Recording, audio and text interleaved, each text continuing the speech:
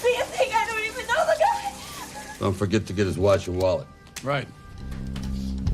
Oh, my God. Oh, I'm gonna have your job. You must not like your job much, huh, shithead? The movie opens with Detective Taylor Quan, a seasoned Asian-American cop, standing alone as he waits for another officer to pick him up. What Quan doesn't know is that the meeting is a setup. The moment turns deadly when the supposed fellow cop pulls a gun on him, revealing himself as corrupt. Just as Quan is about to be executed, a massive figure steps in and ends the threat instantly. His rescuer is Jimmy Bobo, a hulking, stone-faced hitman with a reputation for getting the job done. Bobo operates by his own rules. He's relentless, ruthless, and will do whatever it takes to finish a job. But he follows one hard line. He does not kill women or children. Bobo soon appears alongside his longtime partner, Louis Blanchard, as they head to a high-end hotel to carry out a contract. Their target is Hank Greeley, a disgraced former WDPD officer. Greeley is busy indulging himself, high on cocaine and preparing for the night with a prostitute, completely oblivious to the danger waiting outside his door.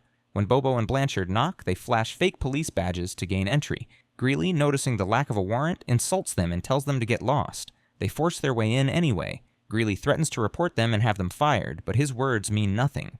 Once the door is locked, Blanchard shoots Greeley twice, dropping him to the floor. As Greeley lies bleeding, Bobo hears running water coming from the bathroom and goes to investigate. Inside, he finds the prostitute naked, terrified, and begging for her life. As Bobo aims his gun at her, he notices a panther tattoo on her shoulder, something that immediately catches his attention. A gunshot rings out, followed by the sound of shattering glass. The noise distracts Blanchard, and Greeley briefly regains consciousness. He seizes the opportunity to grab Blanchard's gun and tries to turn it on Bobo. Bobo rushes back in time and finishes Greeley with a final shot to the head. As they prepare to leave, Blanchard asks who was in the shower. Bobo casually says it was just a prostitute and that he handled it. The two head to an abandoned shipping dock to dispose of their weapons. There, Bobo admits the truth. He didn't kill the woman. He assures Blanchard she won't talk, explaining that she's far more afraid of them than she is of the police. The next day, Detective Taylor Quan re-enters the story, having flown in from Washington, D.C. to personally investigate the murder of Hank Greeley, who was once his partner. Quan arrives while local police are questioning the Russian woman who survived the hotel incident. She explains that the attackers were only interested in killing her client and that she was spared. However, she's unable to clearly identify either of the men involved, exactly as Bobo anticipated. As the case briefing continues, the local detectives express confusion over why a professional hitman would leave a witness alive. Quan quietly takes note, especially after noticing the panther tattoo on the woman's shoulder, the same detail that stood out during the crime scene review. At the morgue, Quan begins laying out Greeley's troubled history. He reveals that Greeley was removed from the force for stealing evidence in a prior case. A call from DC further fills in the picture, confirming Greeley's ties to Baby Jack, a known gangster involved in protection rackets. Quan digs deeper and runs a background check on Louis Blanchard. That search leads him directly to Jimmy Bobo. Quan shares this information with the local police department, but instead of cooperating, they push him aside. Detective Brown, in particular, seems uninterested in outside help. Using the excuse that Quan doesn't have the proper permit to carry a weapon in the city, they confiscate his gun and tell him to back off the investigation.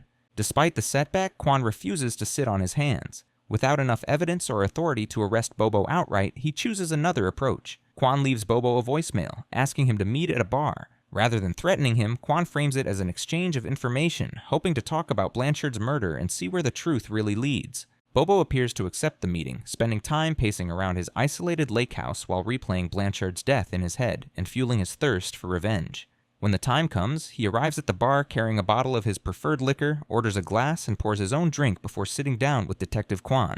The conversation is tense from the start. Quan makes it clear that he isn't there to arrest Bobo. Instead, he proposes an uneasy alliance, suggesting that the people who hired Bobo to kill Greeley are likely the same ones responsible for Blanchard's murder. Quan believes that working together is the fastest way to expose the real players behind the scenes. Bobo listens, but shows little interest in cooperating, keeping his guard up and his answers short. After the meeting ends, Quan leaves the bar and makes his way through a crowded street parade. As he pushes through the mass of people, he realizes two men are tailing him. Sensing danger, he breaks into a run, weaving through the crowd and ducking into a nearby parking lot. He hides between parked cars, trying to shake them off. When the moment presents itself, Quan attacks one of the men, disarming him and killing him during the struggle. As he notices a police badge on the body, he's distracted just long enough for the second attacker to open fire, shooting Quan in the chest. Bleeding and out of ammunition, Quan finds himself trapped between two vehicles as the gunman closes in and raises his weapon. At the last possible second, Bobo bursts onto the scene, ramming the attacker with his car and killing him instantly, saving Quan's life. Quan climbs into Bobo's car, and the moment the doors shut, both men raise their guns at each other, neither willing to trust the other after everything that's happened. The standoff stretches on, thick with tension, until reality sets in. Quan is badly wounded and needs medical attention, while Bobo's hunger for revenge outweighs his suspicion. Reluctantly, they lower their weapons and agree to work together, for now. Elsewhere, the hitman from the bar, Keegan, meets with his employer, Robert Morell, and Morell's lawyer, Marcus Baptiste. During their conversation, the full truth behind the murder plot comes to light. Greeley had uncovered damning evidence showing that Morell bribed a congressman to manipulate a government contract in his favor.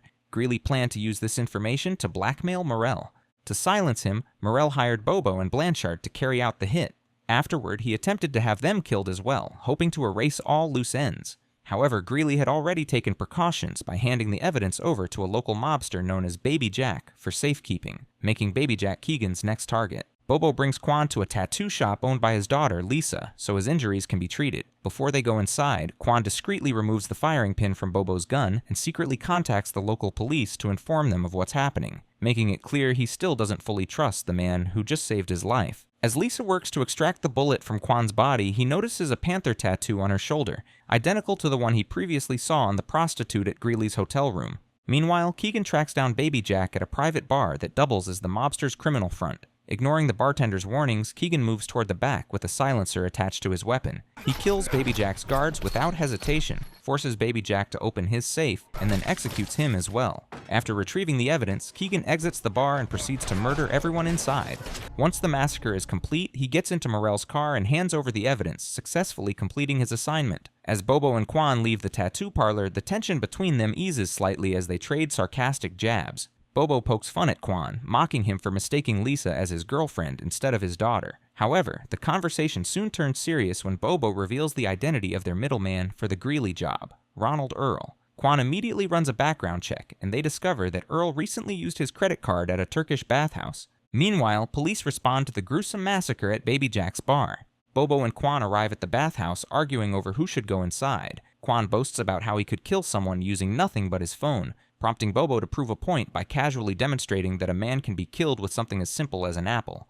In the end, Bobo decides to handle things alone. Inside the bathhouse, Bobo intimidates the masseuse and sneaks up on Earl, who insists he had nothing to do with the setup.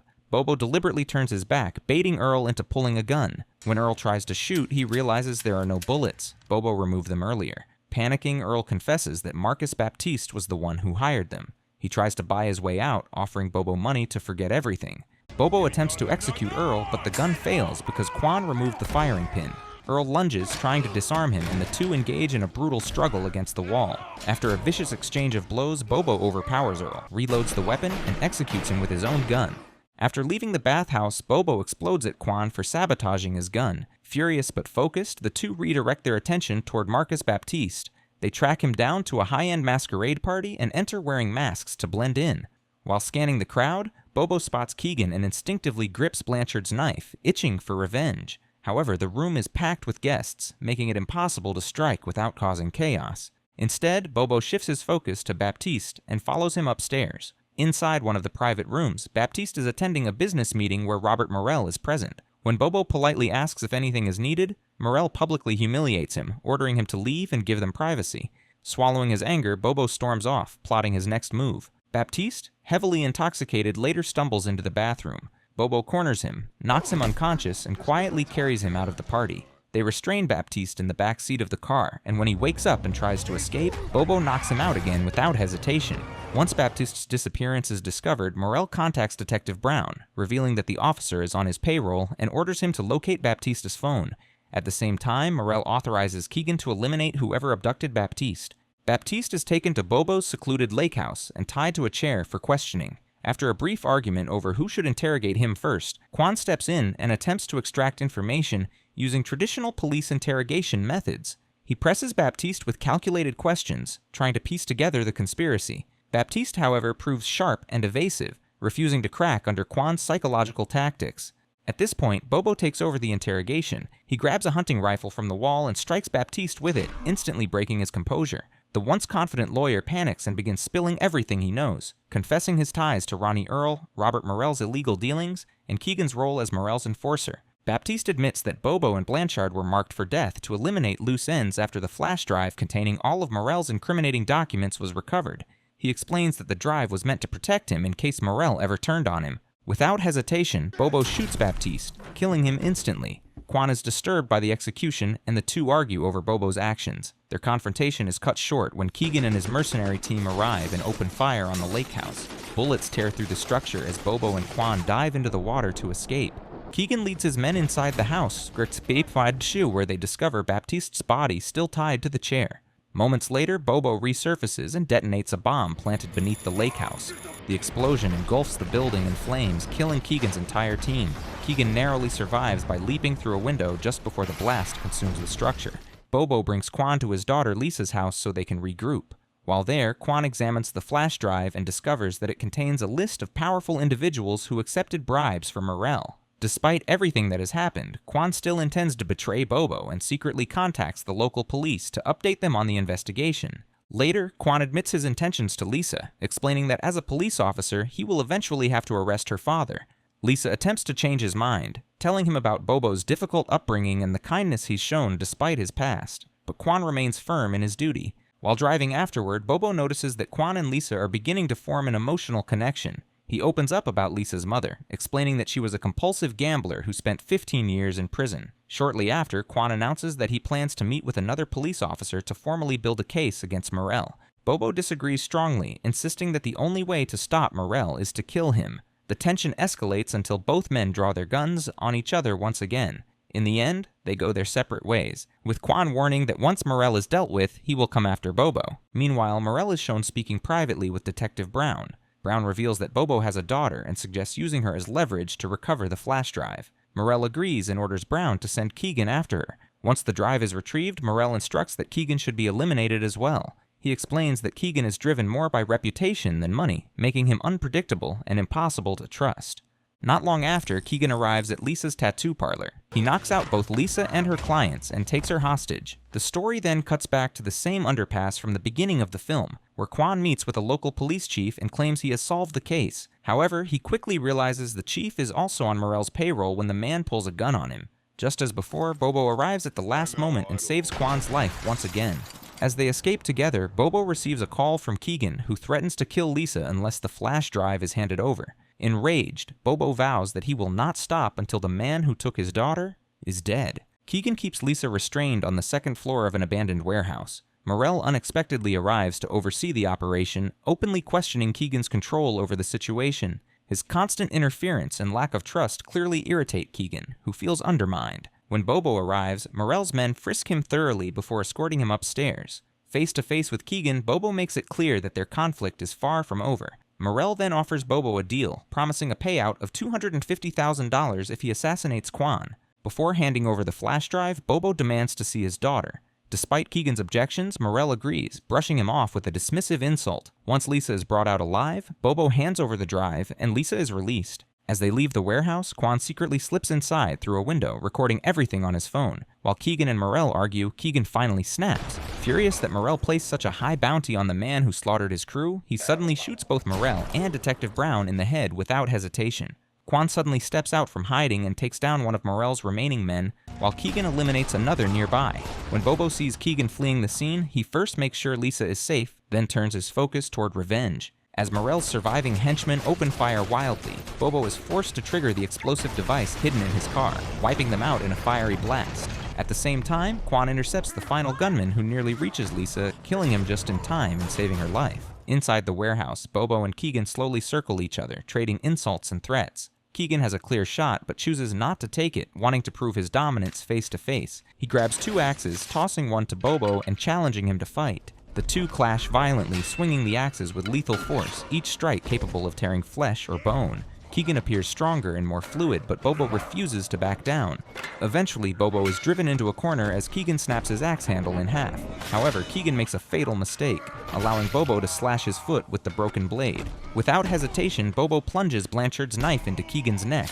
Even then, Keegan refuses to fall, yanking the blade free as blood pours from the wound and lunging forward for one final attempt to kill Bobo. At the critical moment, Quan suddenly appears and fires twice into the wounded Keegan, finally bringing him down and saving Bobo's life, repaying the debt he owed him. Once the chaos settles, Quan urges Bobo to stay and let the authorities handle what remains of the situation legally. Bobo refuses. Instead, he makes a shocking decision. He shoots Quan himself, telling him to report that Bobo was responsible for killing everyone involved and that Quan was injured during the incident. With that, Bobo ensures Quan has a clean story. Seeing the connection forming between Quan and his daughter, Bobo entrusts Lisa to him and walks away. Quan, feeling indebted after being saved twice, keeps Bobo's name out of the official report. Weeks later, Quan meets Bobo again at a bar, but this time under different circumstances. Bobo is now openly dating Quan's daughter. Quan makes it clear that he won't chase Bobo for past crimes, but warns him that if he crosses the line again, prison will be waiting. Unbothered, Bobo finishes his drink, steps outside, and drives off in his new sports car. With only one life to live, he chooses to keep moving forward on his own terms, bringing the story to a close. And that is how it ended.